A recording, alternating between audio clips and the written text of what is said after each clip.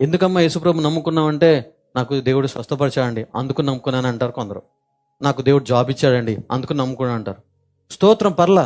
నువ్వు ఏ దారిలో వచ్చినా పర్లా, ఎట్టగొట్ట యేసుప్రభు దగ్గరకు వచ్చావు, స్తోత్రం. యేసుప్రభు దగ్గరకు వచ్చావు, స్వస్థతను బట్టో, విడుదలను బట్టో, ఆశీర్వాదం బట్టో, దేవుని బట్టో, అద్భుతాన్ని బట్టో యేసే నమ్ముకున్నావు. సాక్ష్యం మంచిది అక్కడ దాకా, కానీ జీవితాంతం నీకు సాక్ష్యం అలా ఉండకూడదు. ఎందుకంటే చూడండి, ఒకవేళ నీకు సాక్ష్యం గనక దాన్ని బట్టి యేసుప్రభుని నమ్మా, దీన్ని బట్టి నమ్మా అని ఉంటే, ఒకవేళ రేపు దేవుడు స్వస్థపరచలా, లేకపోతే స్వస్థత పొందుకోలా, అప్పుడు వదిలేస్తావు దేవుణ్ణి? ఇప్పుడు దీవించాడు, దాన్ని బట్టి వచ్చావు, నీకు ఒక అద్భుతం చేసావు, అందుకనే వచ్చాను, నమ్ముకున్నాను. ఒకవేళ అద్భుతాలు జరగలే, తర్వాత వదిలేస్తావా? ఒకవేళ కనుక నీతో అదే మెంటాలిటీ అయితే నువ్వు తప్పకుండా వదిలేస్తావు. తప్పకుండా. ఆ రోజు చేశాడు, యేసుప్రభుని అంగీకరించాను, ఈరోజు చేయట్లా, వదిలేశాను. కానీ నేను చెప్పేదంటే, నువ్వు ఎట్లా ఒక సూచిక్రియ అద్భుతం ద్వారా ఎట్లా కొట్ట యేసుప్రభుని నమ్ముకున్నావు, స్తోత్రం. కానీ తర్వాత ఏమవ్వాలంటే నీ సాక్ష్యము, ఒకప్పుడు నీకు తెలియదు యేసుప్రభు గురించి సరిగ్గా, కానీ ఏదో ఒక అద్భుతం బట్టో దేని బట్టో వచ్చావు.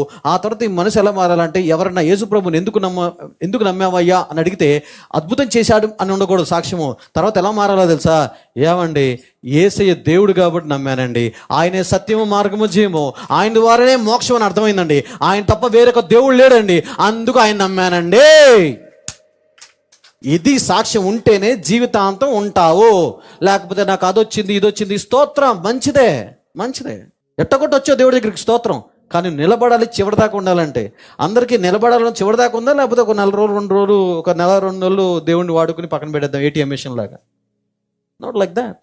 నీకు ఎప్పుడైతే అర్థమైంది యేసే దేవుడు, ఆయన తప్ప వేరొక దేవుడు లేడు, నాకు నేనుగా పరలోకం వెళ్ళలేను, నాకు నేనుగా మోక్షం చేరలేను, కనుక యేసే నాకు కావాలి, నా పక్షాన ఆయన సిలువేయబడ్డాడు, ఇవన్నీ నీకు అర్థమైతే, ఆయన దేవుడు అండి, అందుకు నమ్మానండి, ఆయన ద్వారానే మోక్షం అండి, ఇంకెక్కడ మోక్షం దొరకట్లేదు సార్, ఇంకెవరు ఇస్తానని నాకు వాగ్దానం చేయలేదు సార్.